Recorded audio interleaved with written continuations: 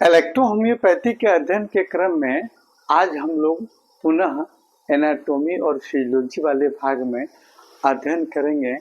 Elbow joint क्या होता है, इसका दूसरा पार्ट्स है ना।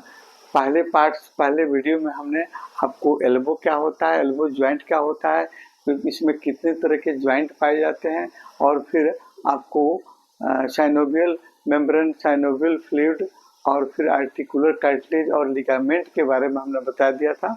आज हम लोग आपको पढ़ेंगे कि आपका टेंडन क्या होता है, मसल्स क्या होता है, और फिर एल्बो के कार्य क्या होते हैं, और फिर उस पर कौन कौन सी इलेक्ट्रोहोम्योपैथिक औषधियाँ प्रभावी होती हैं।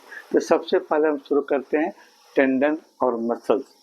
टेंडन और मसल्स, आपको एल्बो जॉइंट में टेंडन और मसल्स का क्या कार्य है, टेंडन और मसल्स क्या होते हैं, है ना, कैसे हमारे एल्बो को आपको गति प्रदान करते हैं, कौन कौन से नर्व इसमें भाग लेते हैं, और फिर आपको कौन सी आर्टरी द्वारा इसको पोषण मिलता है, और फिर कौन कौन इसके इस पर देखेंगे।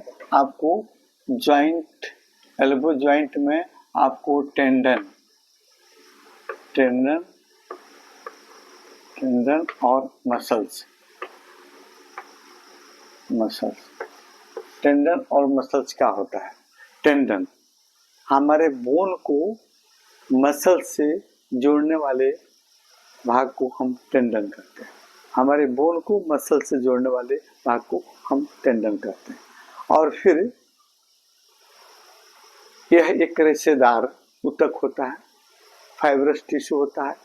एल्बो में दो मुख्य तरह के टेंडन पाए जाते हैं। एल्बो जॉइंट में दो मुख्य तरह के टेंडन पाए जाते हैं। कौन कौन सी? तो सबसे पहले आपका टेंडन होता है मेडियल टेंडन, है ना, मेडियल टेंडन।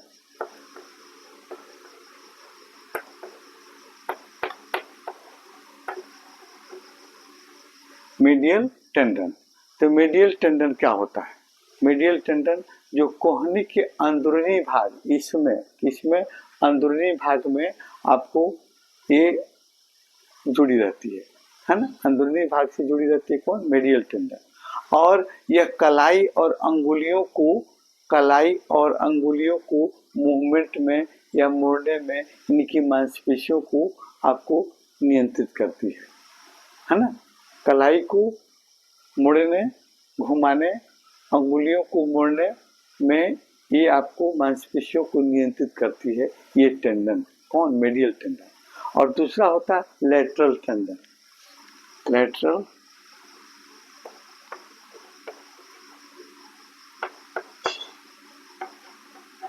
टेंडन, तो लेटरल टेंडन क्या होता है?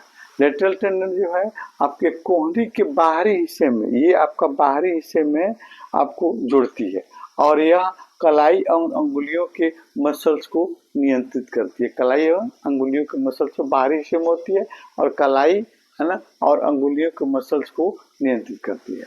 और फिर आपका मसल्स क्या हो? मसल्स हमारे बोन के ऊपर मसल्स होते हैं, है ना।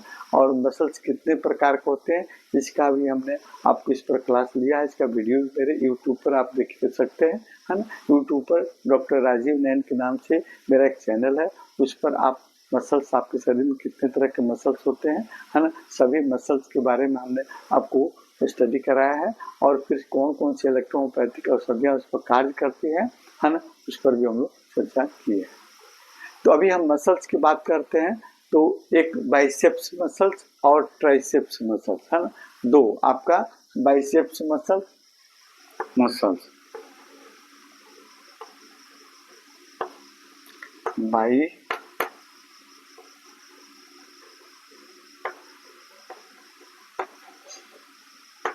Biceps muscles. तो बाइसेप्स मसल्स, और या इसको हम ब्रेकियल मसल्स भी कह सकते हैं, या हाथ को मोड़ती है, हाथ को मोड़ने में मदद करती है बाइसेप्स मसल। और ट्राइसेप्स मसल्स होता है ट्राई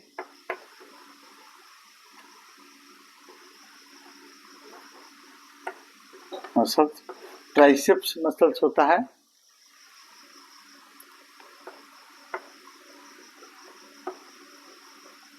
ट्राइसेप्स मसल्स क्या होता है, ये जो है आपको हमारे हाथों को सीधा करने में मदद करती है, जैसे आपको सीधा करने में मदद करती है। और एक होता है ब्रुशा। ब्रुशा क्या होता है,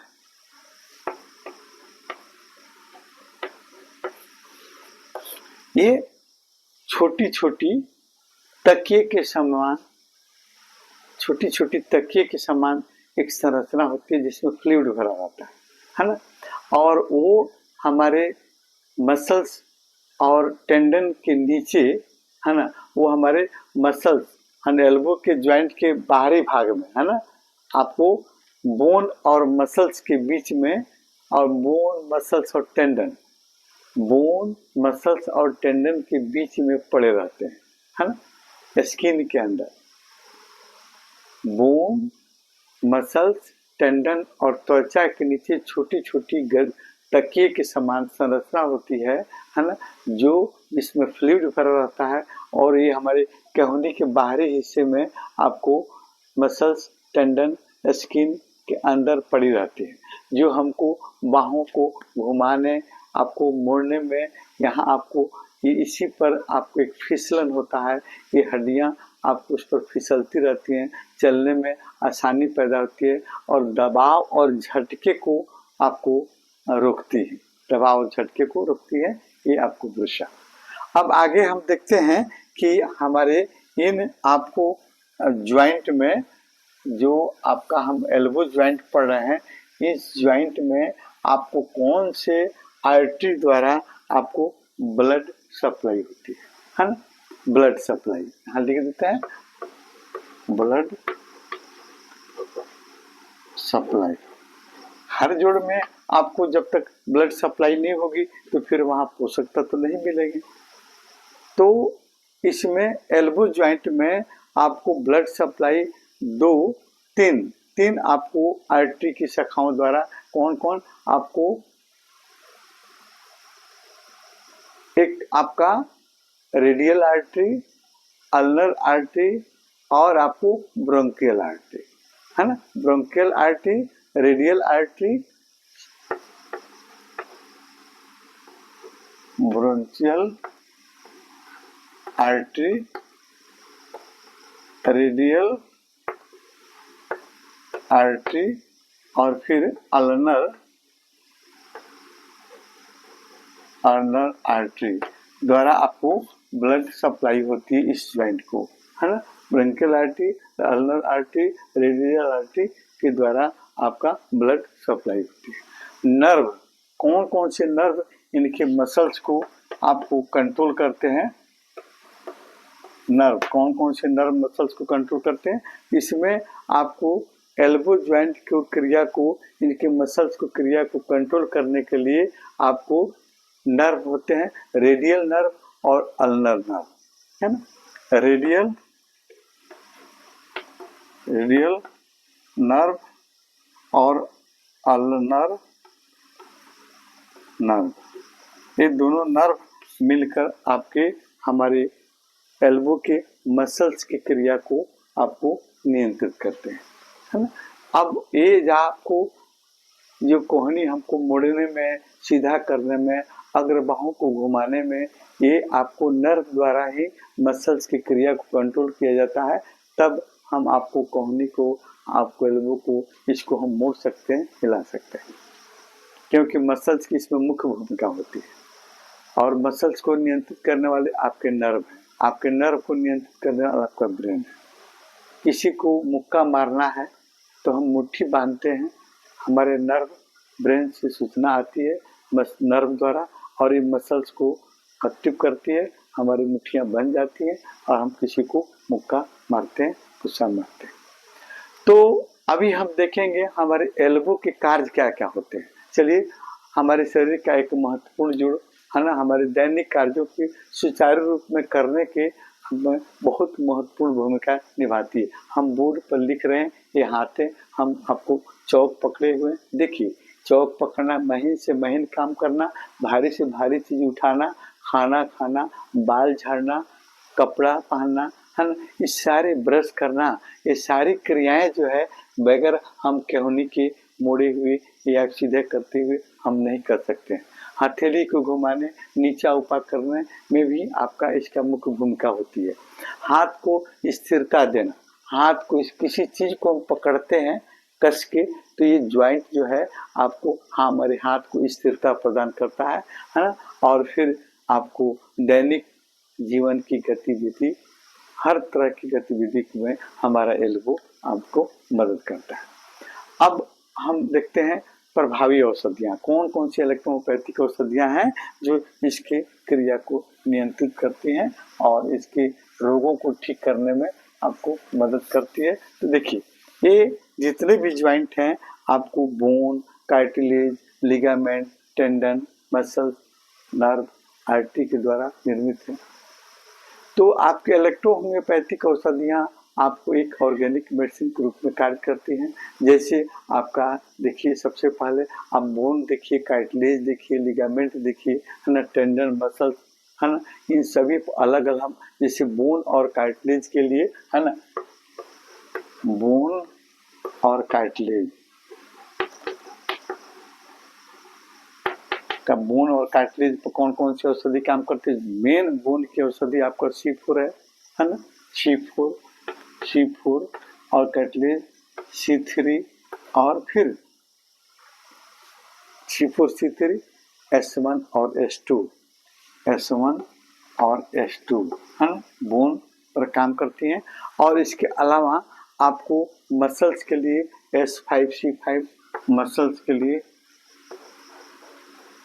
S5 C5 है ना। और फिर आप साइनोवियल फ्लूइड है, आपको टेंडन है, टेंडन पर भी आपको टेंडन पर C3 काम करता है। और आपको मसल, आपको साइनोवियल फ्लूइड मेम्ब्रेन पर आपको S5 C1 और फिर आपको साइनोवियल फ्लूइड पर S2 C2 है ना। और फिर आपकी आर्टरी है ना, आर्टरी आपका A1 है ना, A1 A2 और फिर A3 ब्लड के कंपोनेंट्स पर। और फिर नर्व पर आपका F1 F2 और फिर आपका इलेक्ट्रिसिटी में WEG बेहतरीन काम करती है। और ज्वाइंट पर इंजेक्शन नंबर देखिए, ज्वाइंट पर इंजेक्शन नंबर आपको 21 नंबर इंजेक्शन जो है बहुत ही कारगर है, प्रभावी है। और 29 नंबर इंजेक्शन है ना, ये हुआ आपके इलेक्ट्रोपैथ में एनाटॉमी, फिजियोलॉजी, एल्बो की संरचना, औषधियाँ और फिर इसके कार्य। अगले वीडियो में फिर इसके डिजीज के बारे में हम लोग संरचना करेंगे। इस एल्बो ज्वाइंट के कौन कौन से प्रमुख डिजीज होते हैं और उसके रोग के कारण होने का, और फिर आपके उसके सिम्टम, और फिर कौन सी इलेक्ट्रोपैथिक औषधियों के माध्यम से इसको ठीक कर सकते हैं, अगले वीडियो में।